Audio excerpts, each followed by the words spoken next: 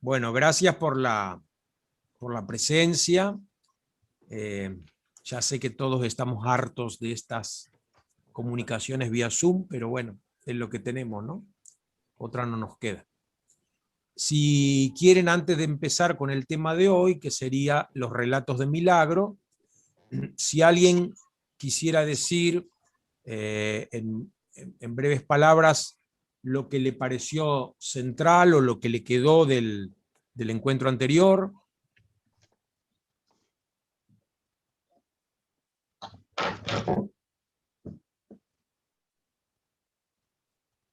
Vieron qué feo que es sentirse alumno, ¿no?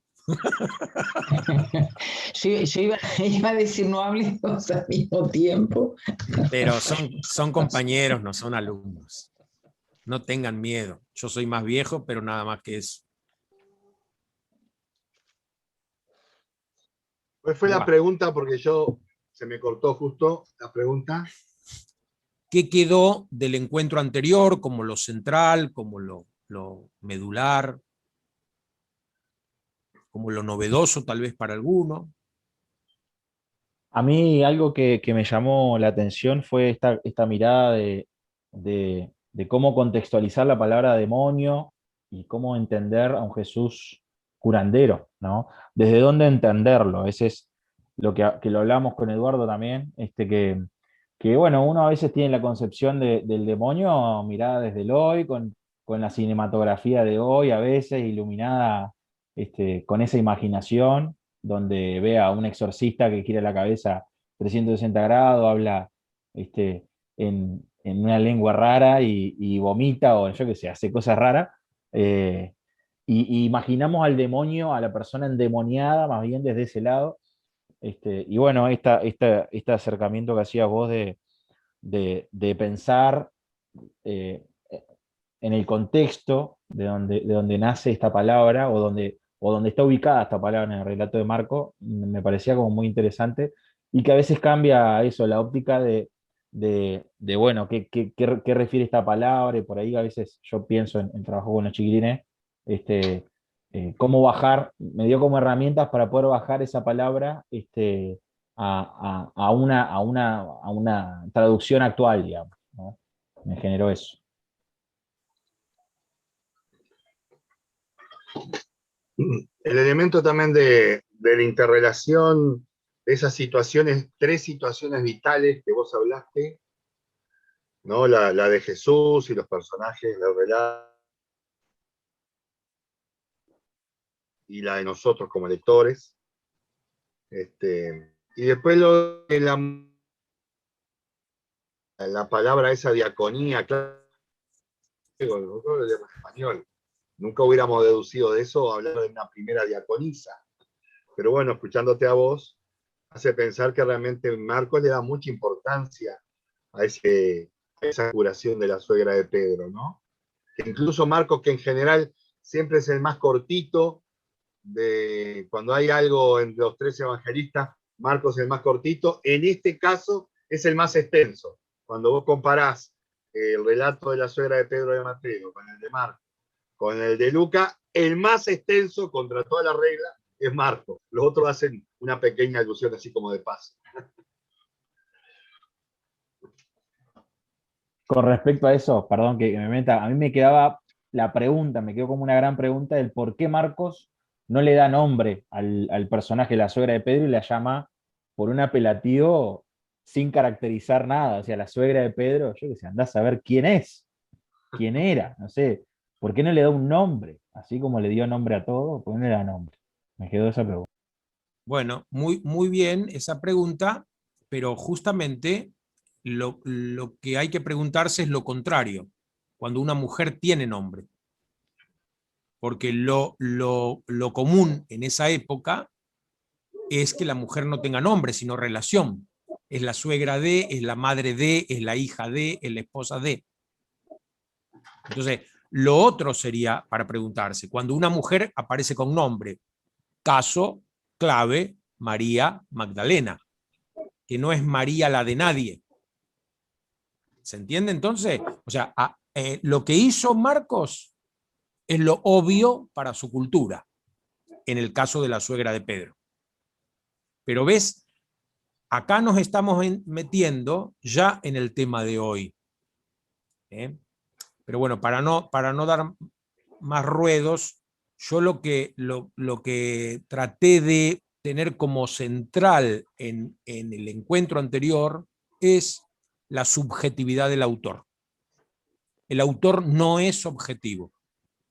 El autor es subjetivo. O sea, creo que uno de los grandes problemas que tenemos hoy a la hora de interpretar es que todavía el fantasma o la ilusión de la objetividad que instaló en nosotros la Ilustración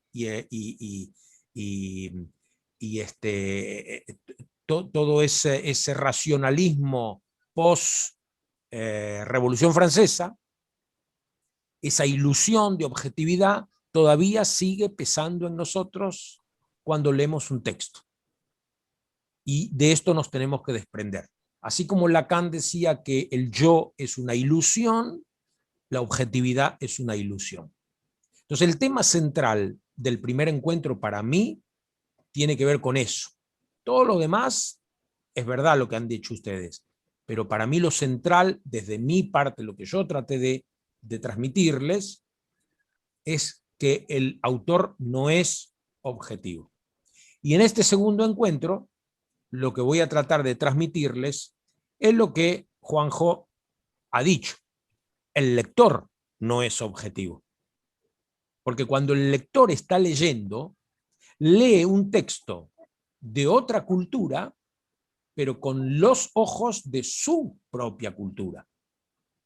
Entonces, el tema central del encuentro de hoy es la subjetividad del lector.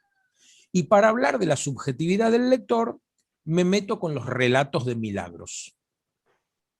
Y fíjense que no dije me meto con los milagros, porque con los milagros yo no me puedo meter. Me meto con los relatos de milagros, porque nosotros lo que estamos haciendo es analizando relatos, narraciones.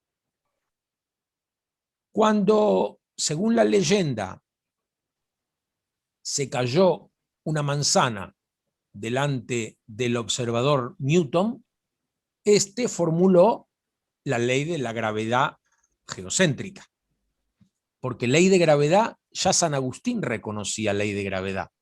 Lo que pasa es que la ley de gravedad para Agustín no era geocéntrica. Él decía que cada cuerpo tiene su peso. Y hay cuerpos que tienen peso hacia abajo, como una piedra, pero hay cuerpos que tienen peso hacia arriba, como el fuego. Entonces, la idea de una ley de gravedad ya existía de alguna manera. Y miles y millones de personas vieron cayéndose de un árbol de manzano una manzana. Sin embargo, Newton fue el que transmitió esta ley. ¿Por qué? Porque estaba preparado para descubrir algo más allá del fenómeno circunstancial. Cuando un día, yo estando allá en Florida, predicándole retiro o ejercicios a los hermanos, salí a correr a la mañana temprano y me encontré una liebre corriendo por ese parque hermoso. Admiré la obra de la creación. Otra persona que hubiera estado haciendo lo mismo que yo, pero que no es creyente, se hubiera admirado por la naturaleza. Hubiera dicho, qué interesante que acá, muy cerquita de una ciudad, haya todavía liebres sueltas. Pero no se hubiera admirado por la creación. ¿Por qué? Porque la idea de creación la tiene un hombre religioso. Y esto es lo que pasa con el tema del milagro. Para hablar de milagro, uno tiene que ser una persona creyente. Un científico, y en esto ustedes los uruguayos me parece que tienen más experiencia que yo, un científico, un librepensador, un no creyente, un agnóstico, va a decir que se trata de un fenómeno extraño, de un fenómeno que la ciencia todavía no puede explicar. Pero nunca va a hablar de un milagro. Para hablar de milagro, la persona que lo dice tiene que ser religiosa. No necesariamente la persona que lo experimenta. ¿Se acuerdan ustedes de ese pasaje en donde llevan a Jesús a un paralítico y lo descuelgan del techo? Sus 4 amigos lo llevan. Y Jesús se admira de la fe de sus amigos, no de la fe del paralítico. Tal vez el paralítico fue llevado a la fuerza, tal vez no tenía fe, y sin embargo recobró el andar, gracias a la fe de los que lo llevaban. Entonces, para los que lo llevaban, fue un milagro. No sabemos si para el paralítico lo fue. Entonces, la idea de milagro tiene que ver con el que analiza la situación y le da este valor. En psicología, si a mí como psicólogo me viene a ver una persona y me dice que se le aparece el Sagrado Corazón o el hermano Gabriel y le habla, yo como psicólogo voy a hablar de un fenómeno paranormal. Nunca voy a hablar de evidencia. Para hablar de evidencia, tengo que estar dentro de un paradigma religioso. Entonces, el tema del milagro tiene que ver con un paradigma religioso. Pero no es lo mismo el paradigma religioso de un hombre antiguo que el de un hombre posmoderno. Aunque, como decíamos antes de empezar con la conversación común, estábamos ahí hablando con Mercedes, Agustina, en la actualidad conviven distintas culturas y hay personas que, al menos en lo religioso, siguen teniendo un paradigma propio de la antigüedad. Cuando vemos esas sesiones de pastores evangélicos de la Iglesia Universal y demás, ¿no? Donde expulsan al demonio a los gritos, y la gente se revuelca o los paralíticos salen andando. Esa es una idea de milagro que tiene que ver con un paradigma no actual. Sin embargo, muchísima gente va a esos lugares en busca de esa curación, esa salvación. Si alguna vez alguno de nosotros tuvo una enfermedad grave o tuvo algún familiar con una enfermedad grave, podría tranquilamente haber caído en manos de estos predicadores y curadores religiosos. Porque cuando uno está desesperado, va a cualquier parte. Entonces, me acuerdo un libro de Sciascia, un premio Nobel, Leonardo Sciascia, un premio Nobel de literatura italiano, que se llama De brujas y capitanes. Tiene como centro el proceso que le hacen a una mujer acusada de brujería en la Génova del siglo XVII o XVI. Y Sciascia dice una cosa muy interesante. Los brujos y las brujas, al comprobar que muchos de sus artificios no surtían efecto, no creían en sus poderes, ni en los demonios. Pero los que sí creían eran los inquisidores. Ellos sí que creían. Entonces, el tema está en qué fe tiene una persona y dentro de qué paradigma cultural. Cuando yo, después de haber hecho el liceo, empecé a estudiar en la universidad, lo primero que empecé a estudiar fue historia en la Universidad Nacional de Rosario, me acuerdo que nos enseñaban que había 2 tipos de pensamiento, el pensamiento científico y el pensamiento religioso. Y nos decían esto, el pensamiento religioso no tiene explicación. El pensamiento científico es el que puede ser explicado. Y yo me lo tragué como buen estudiante. Cuando después estudié teología y después estudié psicología, cuando estudié psicología en la Universidad Nacional de Buenos Aires, me volvieron con lo mismo, que había 2 tipos de pensamiento. Pero me dijeron esto, que me cierra mucho más. El pensamiento científico es el que puede ser rebatido. El pensamiento religioso no puede ser rebatido. sea, nosotros creemos, por ejemplo, en la ascensión de Jesús al cielo. Que uno lo explique como un cuerpo que se eleva en la atmósfera, forma parte de un paradigma determinado. Que uno lo explique como un relato mítico de un misterio que trata de decir que la humanidad de Jesús ahora participa de la gloria de Dios y por eso se habla de la ascensión, eso es otra cosa que tiene más que ver con nuestra forma de pensar actual.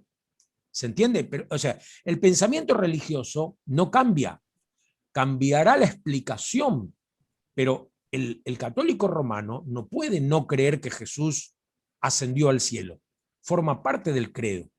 En cambio, el científico, en la medida en que la mayoría de los especialistas de un tema se convencen de que una idea estaba equivocada, se hacía una práctica en medicina, supongamos, se le aplicaba un determinado fármaco a las personas que tenían cierta dolencia. Y con el tiempo van notando que esas personas después tienen complicaciones que son peores que lo que lograron sanar. Entonces dicen, bueno, esto no hay que usarlo más. Y la comunidad científica busca otra alternativa para la cura. Entonces el pensamiento científico puede ser rebatido. Ya no pensamos igual que pensaban en la Ilustración, en donde el pensamiento científico era opuesto al pensamiento religioso, como diciendo que el pensamiento religioso es ilógico y el pensamiento científico es lógico. No, los dos son lógicos, aunque tienen lógicas distintas. Los dos son lógicos y los dos son valiosos. En el medio de estos dos pensamientos, muchas veces ha surgido lo que en Biblia llamamos el concordismo. Es decir, personas que quieren sentirse parte de la modernidad y quieren aceptar entonces los criterios del pensamiento científico y aplicarlos a los relatos bíblicos. Entonces dicen, no, en realidad los endemoniados no eran endemoniados, eran esquizofrénicos. Y Jesús tenía un gran poder de persuasión. Era un adelantado en psicología o en psiquiatría y lograba contenerlos. Bueno, para mí eso es concordismo, es decir, es negar que Jesús haya realizado hechos portentosos. No, en realidad Jesús realizó hechos que pueden ser explicados científicamente, lo que pasa que en esa época todavía los criterios científicos no existían. No sé si logré explicarme. Entonces, yo creo que nosotros, sobre todo los que estamos trabajando en ámbitos educativos y que tenemos una formación ilustrada, tendemos muchas veces a pensar de esa manera, pero ahí le hacemos un flaco favor a la narración, porque la estamos sacando de su situación vital. O sea, esa narración fue escrita en una época en donde a las mujeres, salvo en el ámbito familiar, no se las llamaba por su nombre, sino por su relación con. Entonces lo que decía Juanjo, ¿no? ¿Por qué no se da el nombre a la suegra de Pedro? Bueno, esa es una pregunta que no se debería hacer. ¿Por qué? Porque sería forzar al autor de hace 2000 años a usar nuestros propios criterios. Pero la pregunta que sí hay que hacer es ¿por qué a tal le ha puesto nombre? Eso sí, ¿no?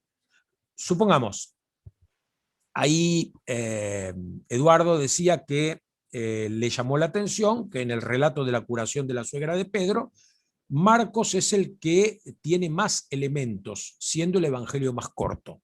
Bueno, más de una vez se van a encontrar con esto.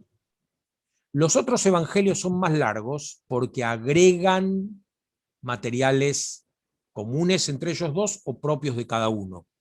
Pero muchas veces recortan los textos de Marcos. Cuando a Jesús le preguntan cuándo es lícito al varón divorciarse de la mujer, Jesús dice nunca. Y todo varón que se divorcia de la mujer comete adulterio.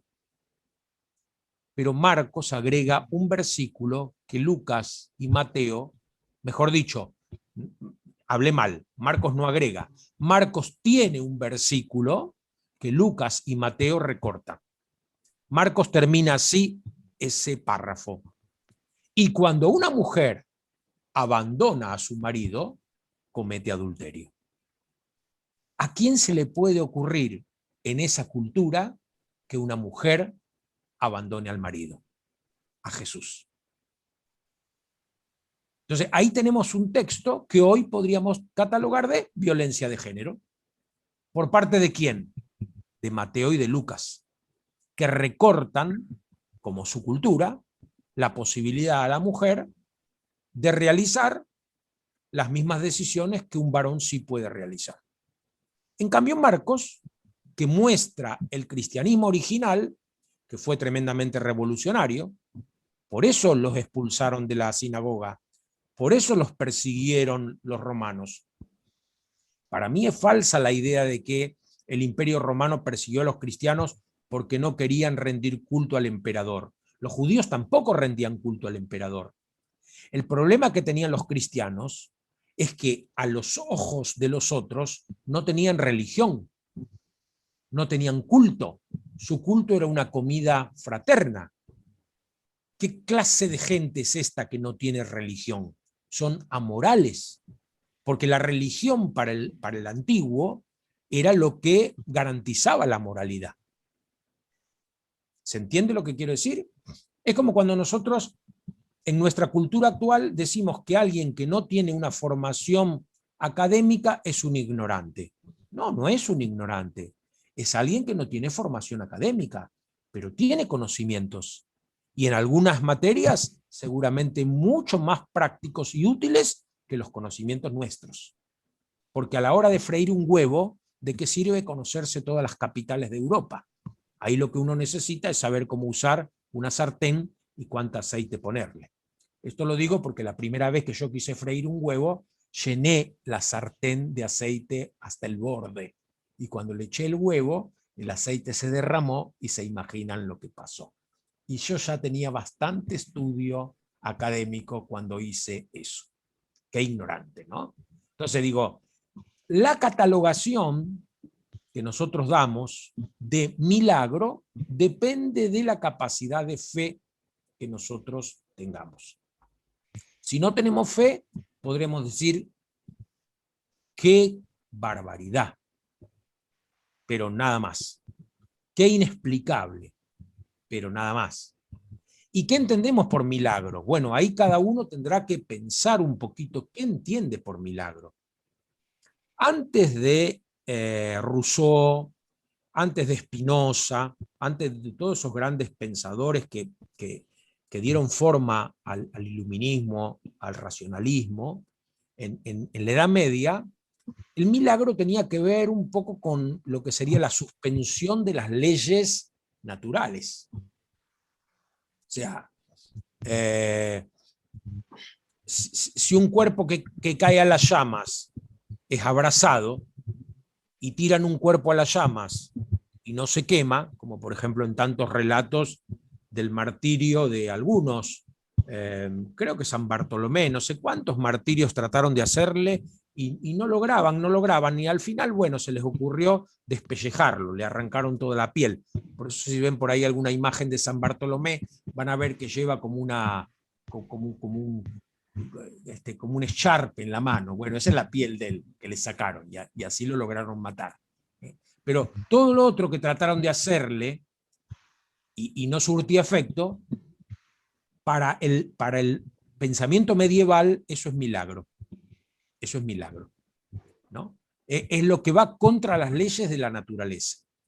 Pero Spinoza, sobre todo, dice, Dios no puede haber hecho las leyes de la naturaleza y después ir contra esas leyes, porque sería ir contra sí mismo. Entonces ahí viene una nueva idea de lo que es el milagro.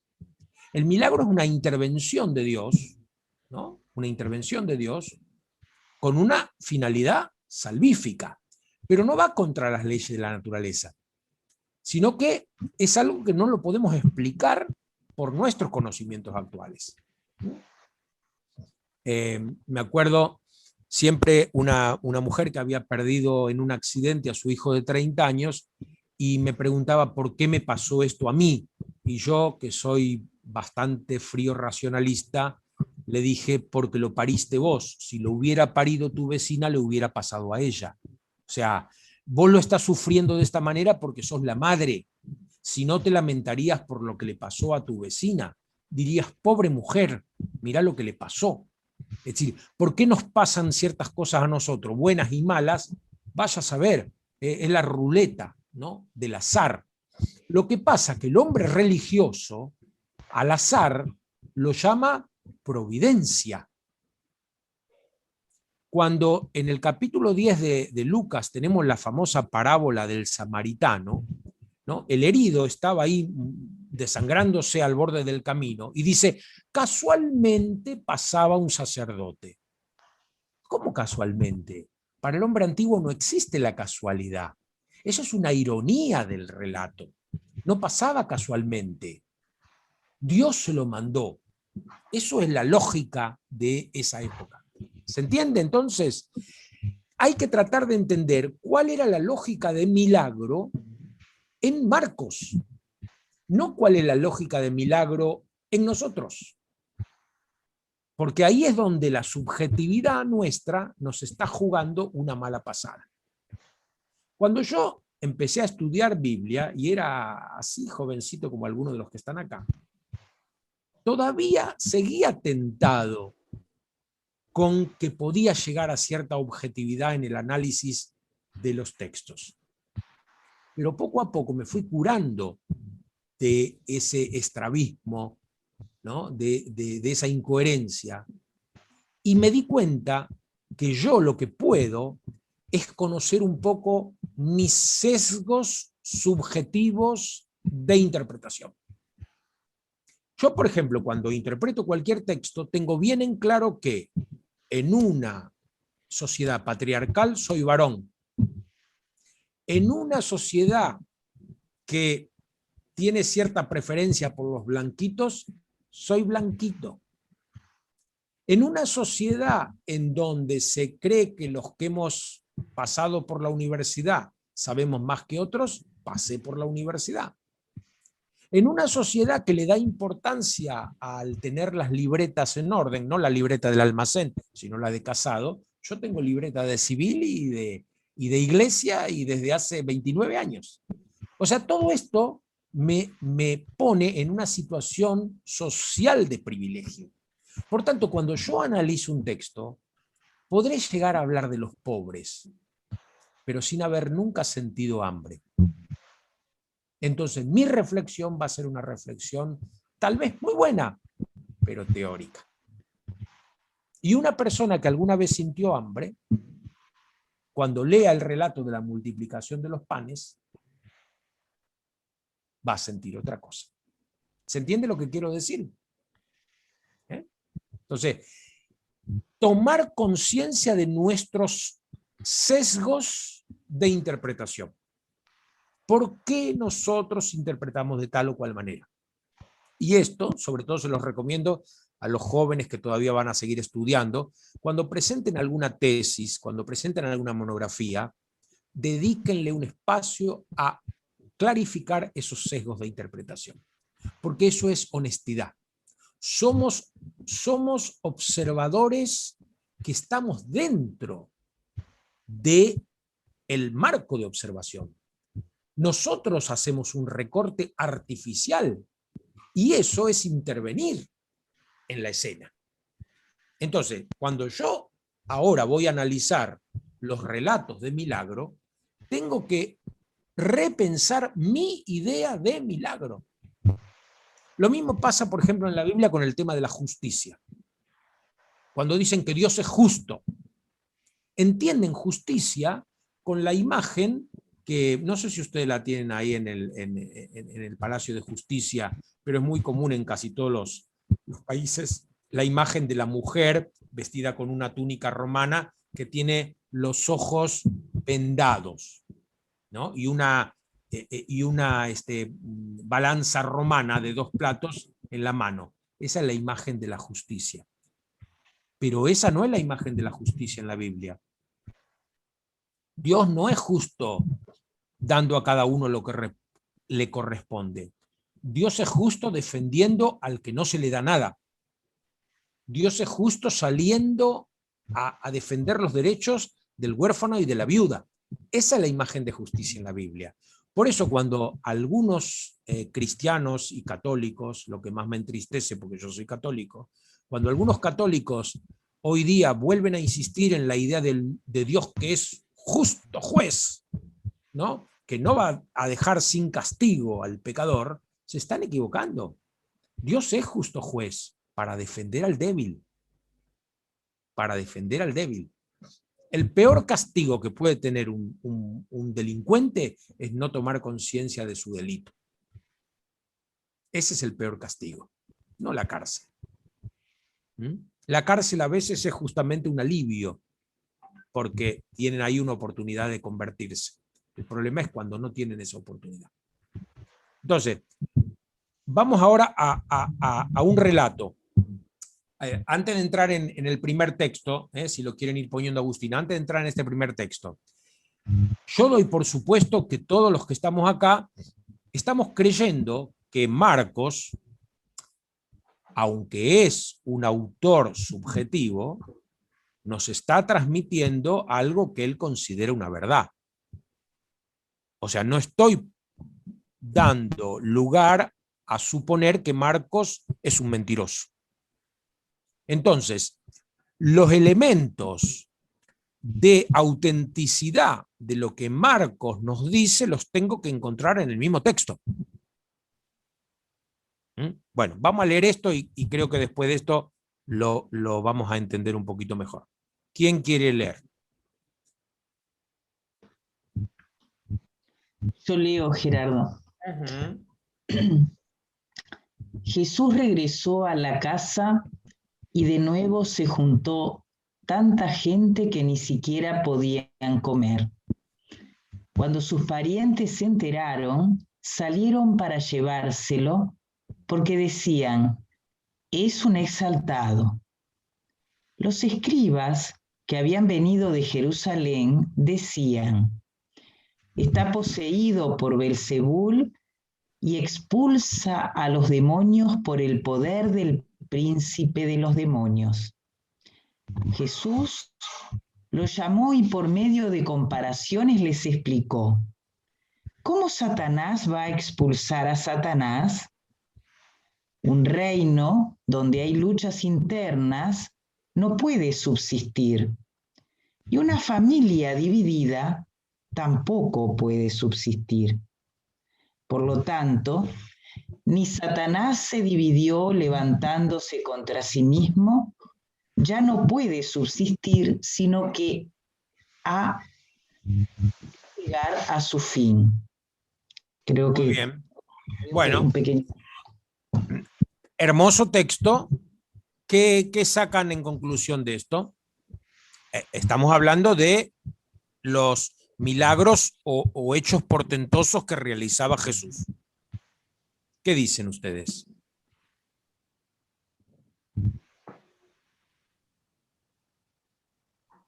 Que depende de quién lo interprete, ¿no? ¿Qué valor le da? Sí, muy bien.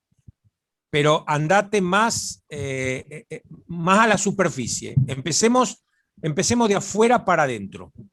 O sea, el narrador nos está comentando una escena de disputa con 2 antihéroes grupales. La familia de Jesús y los escribas, es decir, los doctores, los especialistas en la ley que venían de Jerusalén. Son 2 grupos contrarios al héroe que es Jesús. Para reaccionar de esta manera, ¿qué dan por supuesto todos?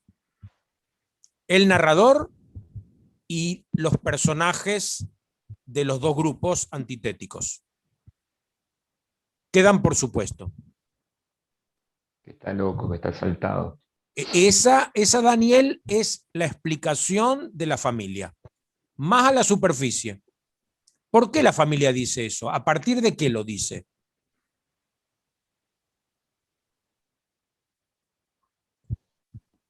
Piensen esto como una cebolla que tiene distintas capas. Arriesguen, no tengan miedo. De lo que genera, de la cantidad de gente que lo va a ver. ¿Por qué va esa cantidad de gente a verlo? Por los milagros que Mi hacía. fama. Ahí está. O sea, que nadie niega que Jesús realizaba, ahí lo voy a corregir a Daniel a medias, hechos portentosos. O sea, que a esos hechos portentosos le llamemos milagro, para eso que necesitamos. Fe. Fe. Muy bien. Los que se agolpaban, ¿por qué iban? ¿En busca de qué iban? Sanación. Claro, de sanación, de liberación, Claro. si eran endemoniados. Perfecto. Entonces, esto, miren el arte del narrador. Esto no lo está diciendo Marcos directamente, sino que lo está diciendo la multitud que se agolpaba en la casa, y lo están diciendo los dos grupos contrincantes. Todos reconocen que Jesús realiza prodigios. Esto no lo niega nadie. ¿Se entiende? Nadie dice, es mentira, es una ilusión. No. No lo dicen. Entonces, lo primero que nos queda claro, si nosotros le creemos al narrador, es que Jesús realizaba hechos portentosos. Sería muy raro que Jesús no hubiera realizado ningún hecho portentoso. ¿Por qué? Porque si no, ¿cómo estos escritos no iban a ser refutados? Y no lo fueron. Entonces, lo primero que queda claro en el relato es que Jesús realizaba hechos portentosos. Ahora vamos para adentro. ¿Qué piensa la familia? Estaba loco. Ajá. En griego, esto que acá traducen como es un exaltado, en griego literal podríamos decir está fuera de sí. Traduciendo a nuestro lenguaje, es un desequilibrado. Jesús regresó a la casa, dice el texto. ¿A la casa de quién? No sabemos. Puede ser de otro, como cuando fue a curar a la suegra de Pedro, que fue a la casa de Pedro y Andrés, o puede ser que ya Jesús tenía una casa propia, pero no era la casa de la familia. Y acá hay un tema que a lo mejor a ustedes les va a resultar difícil, porque ustedes forman parte de una comunidad de la Sagrada Familia. Se nos va el carajo de la familia Zafa. Claro, pero para Marcos no hay ninguna Sagrada Familia. La familia de Jesús de sagrado no tenía nada. No lo entendían a Jesús. Pensaban que era un desequilibrado. Sin embargo, es gente buena, porque van a buscarlo ¿para qué? ¿Qué dice el texto? Para llevárselo con ellos. O sea, por lo menos tienen eso de bueno, que se hacen cargo, ¿no? Los hermanos lo formaron y deformaron a Eduardo y bueno, ahora se la bancan y se hacen cargo. Entonces, lo llevan con ellos, lo mantienen en el ámbito familiar. Esto sí está muy bueno en la familia, ¿se entiende? Pero lo quieren sacar de donde Jesús está. Lo quieren retirar de su misión. ¿Por qué? Porque creen que eso es peligroso para él. ¿Qué explicación dan los escribas? A ver. Está poseído. Está Sí, que tiene un poseído. demonio adentro, sí. Que tenía un poder especial de Satanás, de Belcebú. Ajá. ¿Quién es Belcebú? El príncipe de los demonios. De las tinieblas. Claro, entonces, es decir, para mandonear a un oficial de menor grado, se necesita tener más galones. Esa lógica ya existe en esa cultura, como en casi todas las culturas medianamente organizadas. O sea, el que está arriba manda al que está abajo, en la ley del gallinero. Entonces dicen, no, este expulsa a los demonios, pero porque está poseído por el príncipe de los demonios. O sea, que no están negando que Jesús realiza acciones portentosas, pero se las están atribuyendo al poder de Belzebul. ¿Y qué dice Jesús en la parábola que usa para defenderse? ¿Cuál es la lógica, el razonamiento de comprender que están equivocados?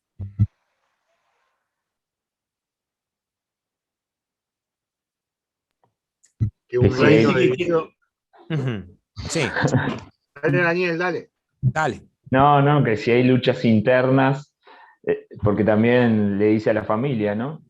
Si hay una familia dividida y si hay luchas internas, no puede subsistir. Ahí le mandó el palito para arriba, ¿no? Para la familia. Ahí va para la familia y también para los escribas, ¿no? Muy irónico, ¿no? Es un poco irónico. Muy irónico, claro que es muy Muy irónico. Pero al mismo tiempo delicado. Una ironía fina. Sí, más bien. Y una lógica impecable, dirían ustedes. Impecable. Un reino dividido, voy aprendiendo a hablar en uruguayo. Un reino dividido es un reino acabado. ¿Y Jesús qué vino a anunciar? Que el reinado de Dios había llegado. Entonces fíjense que Jesús no gasta saliva defendiéndose, sino que mete toda la energía en defender su proyecto. Él está anunciando que el reino de Dios ha llegado. Y si él expulsa por el poder de Belcebú, si ustedes quieren creer eso, créanlo. Pero si yo estoy haciendo eso, significa que el reino de Satanás ya no va más. O sea, piense cada uno lo que quiera, pero lo que nadie puede desoír es que el reino se está imponiendo, que el reino ha llegado. Ya lo vamos a ver, si Dios quiere, la semana que viene, cuando hablemos de las parábolas de Marcos, que Marcos tiene una parábola que es propia de él, los otros evangelistas no tienen, y justamente tiene que ver con esta idea, que nadie puede parar el crecimiento del reino. El reino llegó y el reino va ganando territorio. ¿Se entiende entonces por qué este pasaje? Porque nadie duda de los poderes de Jesús. Pero esos poderes también los tenían otros en la antigüedad y también los tienen algunas personas en la actualidad. Hay personas que tienen estas capacidades. No sé si ustedes han visto Los últimos zares en Netflix. Ahí aparece la figura del famoso Rasputín, que bueno, juntaba en su persona un montón de aspectos diferentes. Rasputín tenía poderes taumatúrgicos, por eso la zarina lo metió en el palacio, con la ilusión de que podía salvar a su hijo.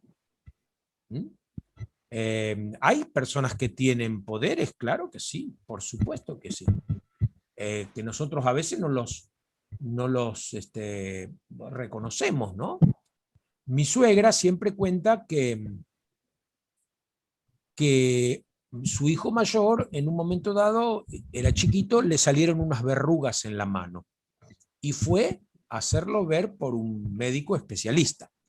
Mi suegra, profesora de inglés, casada con un médico clínico y forense, o sea que no estamos hablando de alguien crédulo. Va a un médico especialista en esos temas, el médico le receta unas pomadas y demás, que no surten ningún efecto. Vuelve al médico y el médico le dice esto a mi suegra: vaya a una calle de la ciudad por la que nunca va a volver a caminar y tire hacia atrás un puñado de sal. Mi suegra le hizo caso y al que ahora es mi cuñado le desaparecieron las verrugas. ¿Qué diríamos? ¿Creer o reventar? Se lo recomendó un médico a la esposa ilustrada de otro médico. Y resultó. Yo creo que hay muchas cosas así que la ciencia no puede explicar, que tienen que ver tal vez con la sugestión. Bueno, nosotros hablamos continuamente de las enfermedades psicosomáticas, ¿verdad? Pero el tema del milagro es otra cosa. Acá faltaría, en este relato que vimos, la posición de gente con fe, pero esa posición va a estar a lo largo de todos los relatos de milagro. Para que suceda un milagro siempre tiene que haber alguien que tenga fe. Por eso Jesús dice: tu fe te ha salvado. Vete y que se haga de acuerdo a tu fe. Tal vez porque muchas veces ni Jesús creía que tenía esos poderes. Y ahí me estoy metiendo con un tema bien difícil, que es el tema de la conciencia de Jesús. Pero todos nosotros lo sabemos, ¿no? ¿Cuántas veces un alumno o el papá, la mamá de un alumno se acerca y nos dice: la verdad que lo que usted me dijo me dio tanta paz, es que usted es una persona tan llena de paz? Y uno mira, ¿no? ¿Estará hablando de mí? Pero el otro percibe una paz que nosotros no percibimos y decimos: ojalá yo pensara tan bien de mí como esa persona. Entonces, tal vez Jesús también tuvo que ir haciendo un camino de autoaceptación de que esta fuerza de Dios, esta dinamis, en griego, esta dinamis, actuaba a través de él. Esto lo tenemos claro en el pasaje de la mujer que va por detrás y le toca el manto. Con solo tocar el manto quedaré curada. ¿Cómo llamaríamos a eso hoy? ¿Qué calificativo le daríamos? ¿Qué dirían ustedes si alguien piensa así hoy? Que tiene fe. Sí, pero ¿una fe de qué tipo? Mágica. De primera me sonaría superstición. Claro, Toco superstición. O mágico. Mágico. Sí, sí. Los relatos de milagro y los relatos de magia son muy parecidos y a veces tienen elementos que se mezclan. Porque en la antigüedad tenemos relatos de magia, muchos relatos de magia. ¿Qué pasa? Nosotros, la mayoría de nosotros, apenas si conoce los relatos bíblicos, mucho menos conoce otros relatos de la antigüedad. Pero si nosotros nos ponemos a investigar, hay una gran cantidad de papiros en griego que están conservados fundamentalmente en bibliotecas de Francia. La hermosa recolección que hizo el amigo Napoleón cuando anduvo por ahí de escritos antiquísimos, están casi todos en Francia. Hay un montón de papiros de la misma época de los evangelios en donde se relatan actos de magia. Entonces, una de las cosas que hacen los especialistas en estos temas es comparar qué elementos tienen en común y cuál sería la diferencia esencial. ¿Qué les parece a ustedes, por ejemplo, arriesguen, que nos ayudaría a no pensar en Jesús como un mago?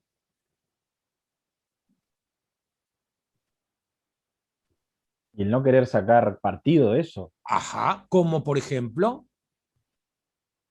¿en dónde te Y, basás para decir eso? y cobrar, yo qué sé, no sé. Ahí está, no hay ningún pasaje que Jesús cobre. Y en Marcos, ¿qué? El famoso secreto mesiánico, no digan nada a nadie. ¿Qué es lo que más quiere uno cuando ejerce una profesión? Que lo recomienden. Mira, anda a esa panadería, porque cuando compras una docena de facturas, te dan 13. O sea, es un pequeño engaño, por supuesto que te la cobran, ¿no? Yo siempre me acuerdo que mis hijas, cuando eran chicas y querían que yo les comprara algo, me decían, pero te viene con tal cosa. Sí, claro, te viene, ¿no? Y yo ahora que son grandes, les vuelvo a decir, pero te viene con tal cosa. No, no te viene, está incluido en el precio, pero entra dentro de una lógica comercial. ¿Eh? Cuando nosotros nos presentamos para una cátedra, para un trabajo y mostramos nuestro currículum, mostramos en el currículum las cosas que creemos que pueden entusiasmar al que nos va a contratar, no las que no. ¿Qué sentido tiene, por ejemplo, que Mirta, si presenta un currículum para conseguir una cátedra, diga que es una gran cocinera, salvo que sea una cátedra de cocina? Eso tal vez para un novio, un marido, o lo que sea, ¿no? Todavía hay de esos señores que buscan buenas cocineras, ¿eh? Todavía quedan algunos. Pero depende de lo que uno quiera. Entonces, un mago, ¿qué va a querer? Hacerse publicidad. Y Jesús no se hace publicidad. Muy bien, esa es la primera característica. Después el mago, como el profesor, a mí me gusta distinguir el profesor del maestro. Yo digo, el profesor siempre se guarda una carta en la manga. El profesor tiene la última palabra. El profesor es el que califica al alumno, el que dice aprobado o desaprobado. El maestro, en cambio, es aquel que le transmite enseñanzas vitales, que no pueden ser calificadas. Y tal vez el alumno va a tomar conciencia de que aquel que llamaba profesor era un maestro, cuando ya del maestro no queden ni los huesos. Porque dije, este hombre, esta mujer, con su ejemplo me enseñó el valor de la perseverancia, de la honestidad, de esto, del otro. Entonces, el mago siempre se guarda algo en la manga. Él conoce la fórmula. El único que la conoce es él. Jesús nunca usa fórmulas. Y esto se ve cuando uno compara los relatos de magia, de los que le hablé, con los relatos de curaciones de Jesús. Jesús no usa palabras raras, no invoca a divinidades. En cambio, los magos sí, invocan una cantidad de divinidades y usan palabras raras, que no tienen sentido, que no tienen lógica. Mantras, diríamos ahora, ¿no?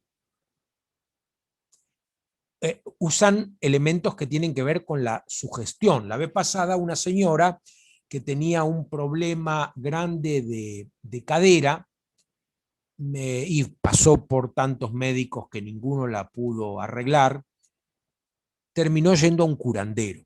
Entonces yo le pregunté cómo había sido la sesión. Bueno, me dijo, el curandero sacó una cuchilla tremenda de carnicero y empezó a bailar adelante mío con la cuchilla y de repente pasaba por un lado y por el otro lado de mi cuerpo y me rozaba las caderas con la cuchilla. ¿Y vos te sentiste mejor? No, me dice. ¿Y todo terminó ahí? ¿Te cobró algo? No, no me cobró nada, pero me dijo que para que el tratamiento surtiera efecto, tenía que usar una pomada en base de un aceite de nutria que solamente hace él. Ahí está. Eso es magia. sea, el mago saca ventaja de lo que hace. El mago saca ventaja de lo que hace.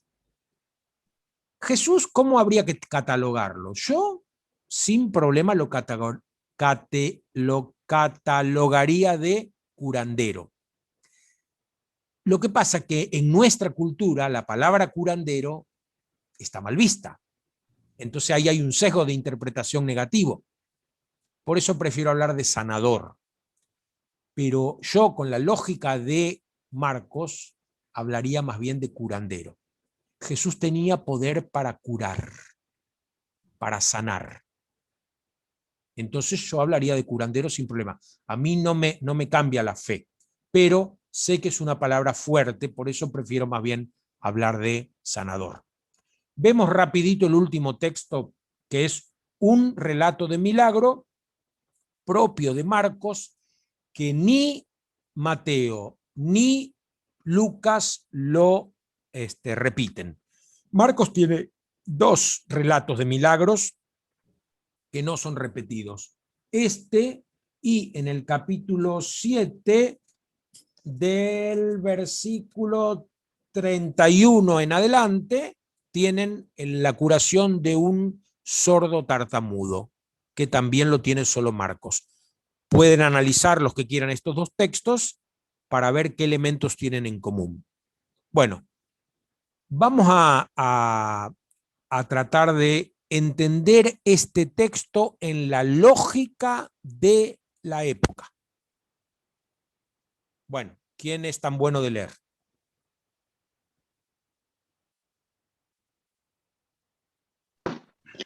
Yo leo. Dale, María. Cuando llegaron a Betsaida, le trajeron a un ciego y le rogaban que lo tocara. Él tomó al ciego de la mano y lo condujo a las afueras del pueblo. Después de ponerle saliva en los ojos e imponerle las manos, Jesús le preguntó: ¿ves algo? El ciego, que comenzaba a ver, le respondió: veo hombres como si fueran árboles que caminan. Jesús le puso nuevamente las manos sobre los ojos y el hombre recuperó la vista. Así quedó curado y veía todo con claridad. Jesús lo mandó a su casa diciéndole: ni siquiera entres en el pueblo. Muy bien. A ver, empiecen a decir cosas que le llaman la atención. Abran el texto, abran el tejido. Una cosa que me llama la atención es que lo saca afuera, lo lleva afuera del pueblo. Ajá. Fuera de la multitud, me parece, ¿no? Fuera donde ve más gente, ¿no? Ajá. Me parece, me imagino eso. Sí, perfecto, muy bien. Ese detalle, si yo lo interpreto desde la lógica de la magia, ¿qué me puede querer decir?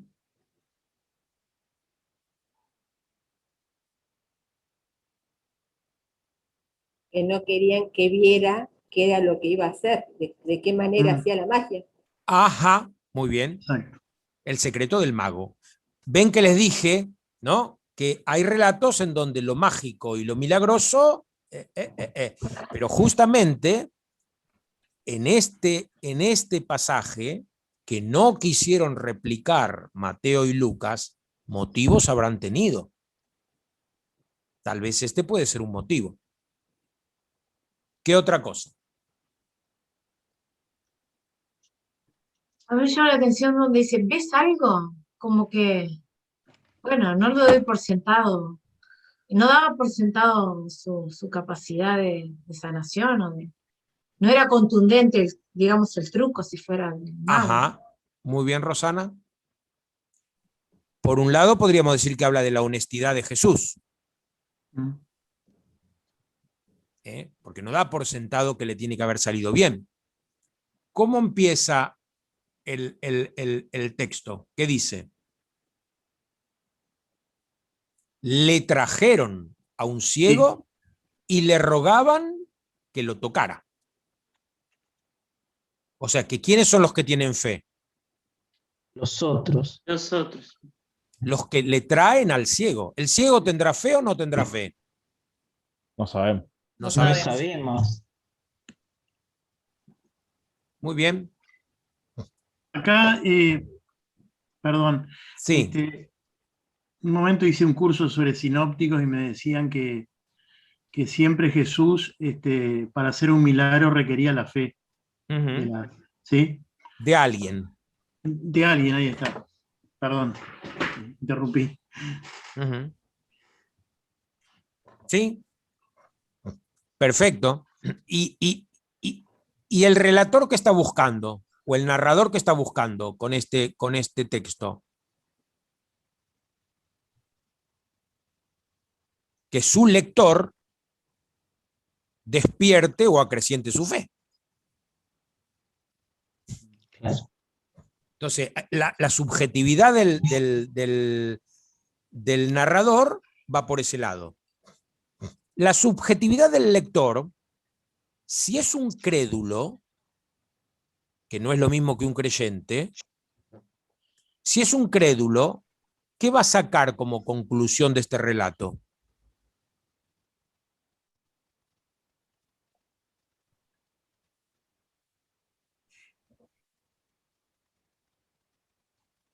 Olvídense de lo anecdótico, olvídense de lo circunstancial. ¿Cuál sería el núcleo de este relato para un crédulo? Para uno que lo lee y piensa que esto ocurrió así, tal cual.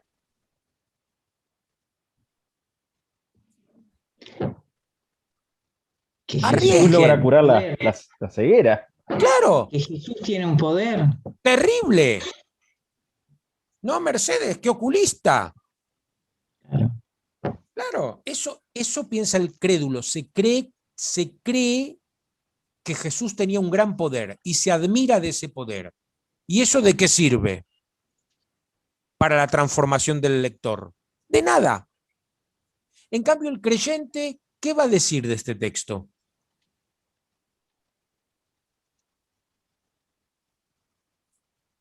Ustedes, creyentes, ¿qué sacan en limpio de este texto? ¿Que Jesús era Dios o era el Hijo de Dios? ¿O qué? Eso yo lo dejaría para el crédulo. Ah, bien. Raúl, a vos, en tu vida. Que Jesús cura, que Jesús sana. Que Jesús me sana. Ah. La misericordia. Y una cosa, ya que estamos en este tema de acá, esta cita bíblica, ¿qué sentido tenía la saliva en los ojos? Ese pedacito ahí. Bueno, porque ahí tienen... como la saliva también es un fluido y yo qué sé cuánto, ¿por qué ese detalle? A ver, ya que estamos, que nunca claro. Bueno, ahí tienen ustedes otro elemento arcaico mágico. Mágico, claro. Por eso tal vez Lucas y Mateo no quisieron replicar esto. Y esto podría tener mucho que ver con la historia real de Jesús, que tal vez comenzó sus curaciones de este tipo. La saliva es todo un tema, porque nosotros tenemos dos relatos con saliva, este y en el capítulo 9 de Juan, la curación del ciego de nacimiento, que eso es mucho más delicado, porque este ciego no es ciego de nacimiento. ¿Y cómo sabemos que este ciego no es ciego de nacimiento? Porque dice que veía como si fueran árboles. O sea, sabía lo que eran los árboles. O sea que él sabía lo que eran los árboles y lo que eran los hombres. Muy bien. Ve. Y decían que 4 clases eran poco. No, con 2 ya estaba suficiente. Entonces, este ciego es curado con saliva. El ciego de nacimiento del capítulo 9, la saliva Jesús la usa para hacer barro. Le pone barro en los ojos y lo manda a lavarse a una fuente. Pero acá Jesús usa directamente la saliva. En el pasaje, otro que les dije yo también, ese otro milagro propio de Marcos, en el capítulo 7, versículo 31, dice, Jesús se lo llevó a un lado, aparte. Le metió los dedos en los oídos y con saliva le tocó la lengua. Y yo cuando analizo esto en grupos, le pregunto siempre a la gente, ¿cómo le metió su saliva en la lengua a este hombre? ¿Cómo se lo imaginan a Jesús metiéndole saliva en la boca a este hombre? A ver. Recogerla de su propia boca con los dedos y ponerle los dedos en la boca del otro. Muy bien. ¿Alguno tiene otra idea? No Yo me imaginaba algo más asqueroso. ¿Cómo qué? Y un escupitajo. Un escupitajo. O lo besó. También le puede ser un beso. O lo besó. O lo besó, claro. Un beso boca a boca. Que para nosotros, otra vez la subjetividad del lector, tendría que ver con algo erótico. Pero para la cultura de la época, los maestros besaban en la boca a sus discípulos para comunicarles sabiduría. Porque la saliva, en la antigüedad, en la cultura de Jesús, es signo de sabiduría. Entonces, esta saliva, ¿es una saliva real o es una saliva simbólica? Y bueno, ahí ya tienen dos líneas de interpretación. Y según la que uno elija, y tendrá que defenderla después, porque elige una y no la otra, le dará una explicación. Ven que no es tan fácil discernir por qué camino, por qué sesgo de interpretación voy a seguir. Por eso, en escritura también se habla de los acercamientos. Por ejemplo, a mí personalmente me interesan mucho las cuestiones de género y me interesa mucho el tema de la violencia de género. Entonces, cuando yo descubro algún elemento que puede tener que ver con eso, yo me voy para ese lado, porque es un interés que yo tengo. Pero tengo que ser consciente de que tal vez a veces podría llegar a forzar alguna interpretación. Por ejemplo, cuando Jesús dice en algún momento que en el reino de los cielos seremos como ángeles. La mayoría de la gente dice, bueno, seremos puros y castos como los ángeles, no existirá sexualidad. Bueno, en el capítulo 6 del Génesis hay unos ángeles que se asomaron y vieron unas hijas de los hombres que los volvieron tan locos que bajaron a la tierra y les hicieron hijos. O sea que son ángeles que tienen sexo. Pero hay una gran diferencia entre el sexo de esos ángeles y el sexo de los contemporáneos del que escribió ese relato. El sexo de los ángeles fue puro placer. Les gustaron las mujeres y las hicieron suyas. También podríamos hablar de violencia de género, no sé si les pidieron permiso, etcétera, etcétera, ¿no? Pero bueno, otro tema.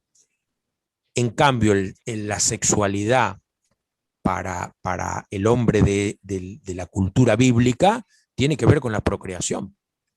Y bastante de eso todavía, lamentablemente, nosotros hemos heredado. Por eso muchas veces se piensa una sexualidad orientada solamente a la procreación. El mismo Freud habla de la sexualidad humana como perversa. ¿Por qué?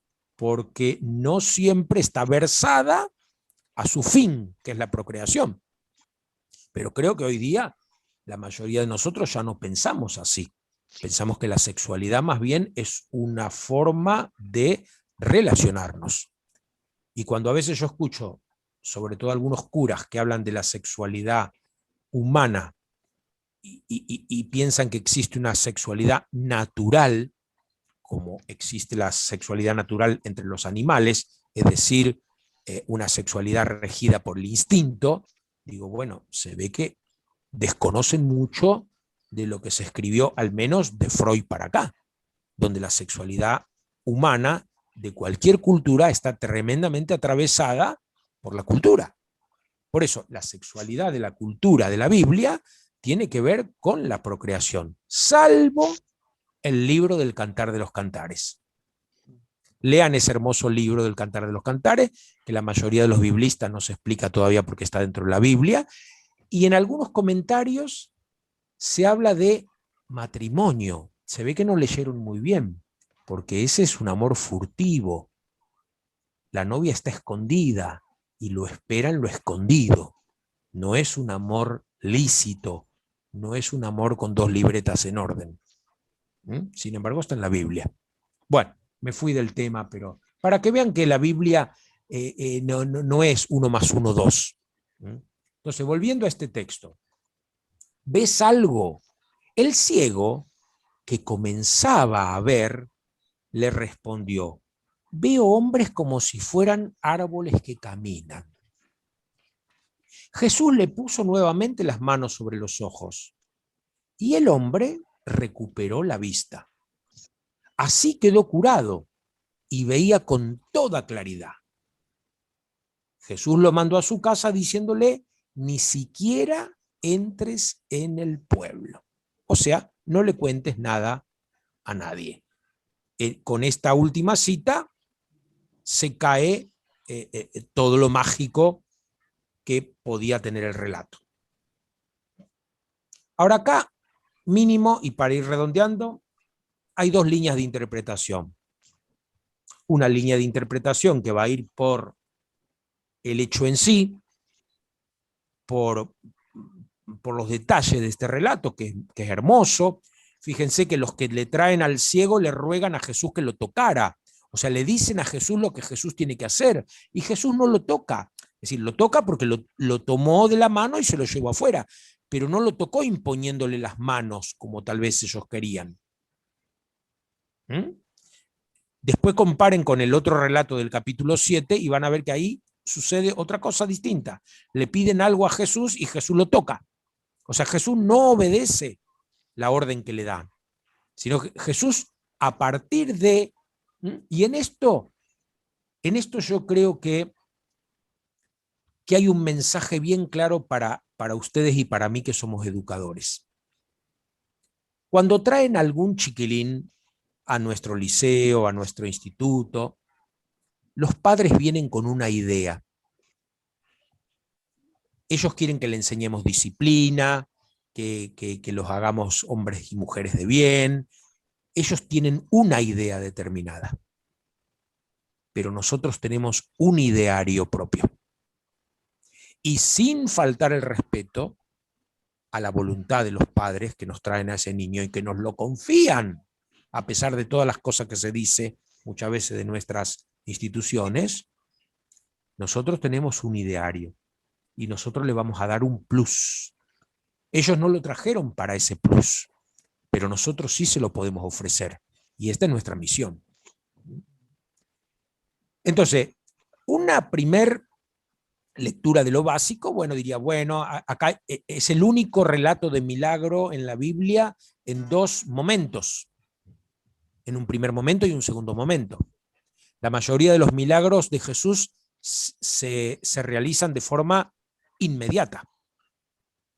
No solamente los milagros que tienen que ver con las personas, con la salud o los endemoniados, sino también los que tienen que ver con la naturaleza. ¿Se acuerdan la tempestad calmada? Inmediatamente el viento y las olas se calmaron. Es decir, lo inmediato, ¿no? Que relaciona la orden de Jesús con lo que sucede. No es necesario que vengas a mi casa. Di una palabra y mi siervo quedará curado. Cuando volvió a su casa, preguntó a qué hora se le fue la fiebre. A las 10 de la mañana, la hora que Jesús había dado la orden. Entonces relaciona, ¿no?, el efecto prodigioso con la voluntad de Jesús. Pero acá hay otro elemento interesante que va más allá del relato propiamente dicho, que puede influir en el lector creyente. El tema del proceso. ¿Ves algo? Sí. Veo a los hombres como si fueran árboles que caminan. Entonces Jesús nuevamente impone las manos, hasta que él termina viendo con claridad. Y acá puede ser que tenga que ver esto de la saliva, porque la saliva, si comunica sabiduría, ver con claridad es propio del sabio. Muchas veces entendemos por religión relegar, volver a unir al ser humano con la divinidad. Yo personalmente prefiero relacionar religión con relectura.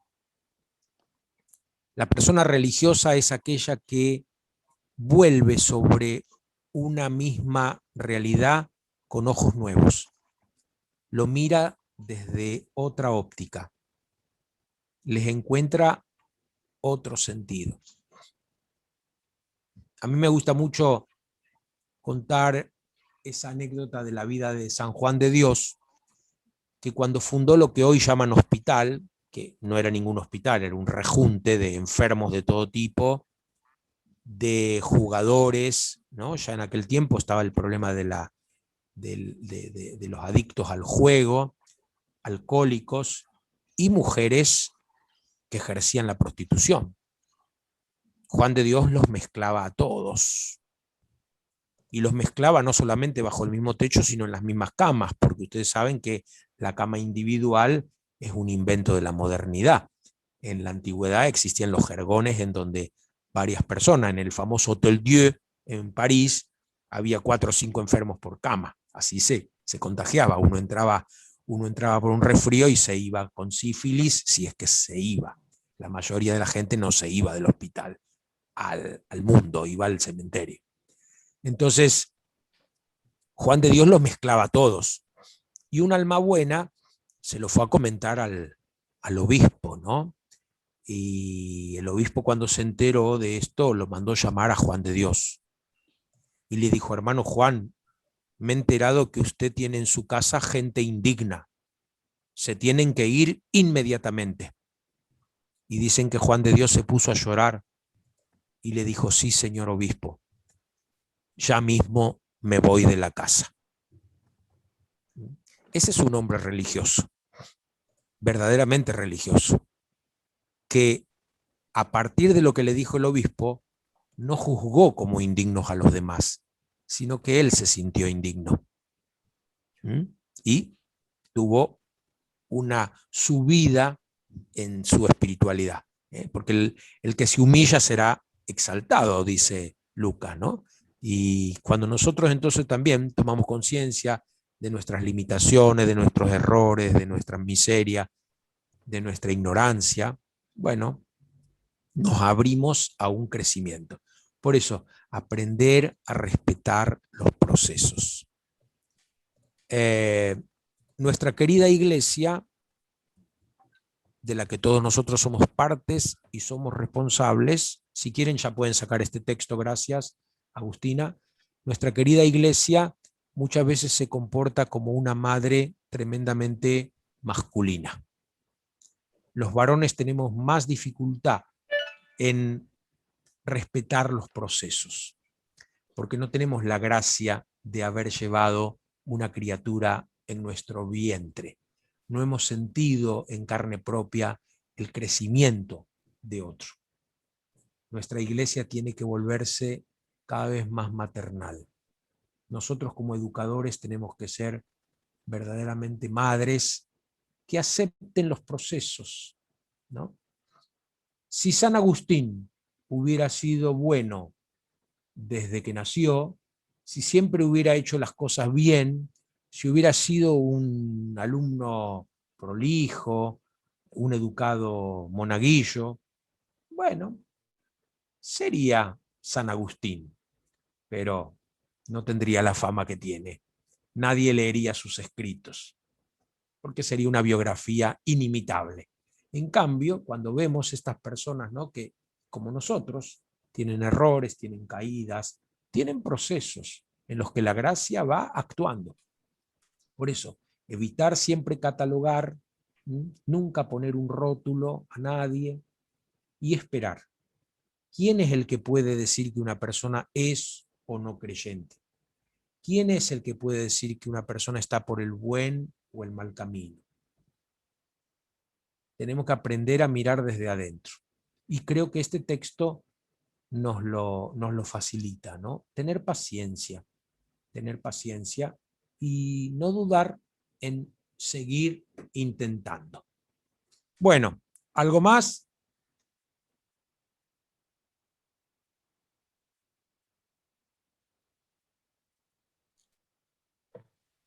hay bastante ya para rezar con esto.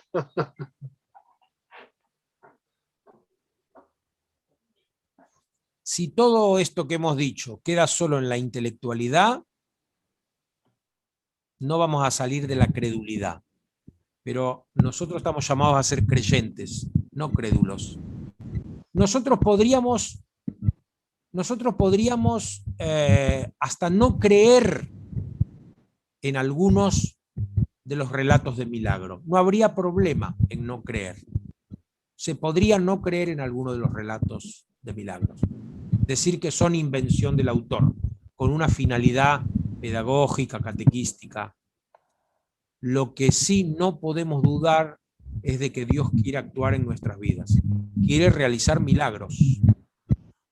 Si tenemos duda de eso, entonces dejamos de ser creyentes. Entonces, ninguna situación de nuestra vida justifica un abandono de Dios. Yo le podré dar la espalda, pero Él no me la va a dar.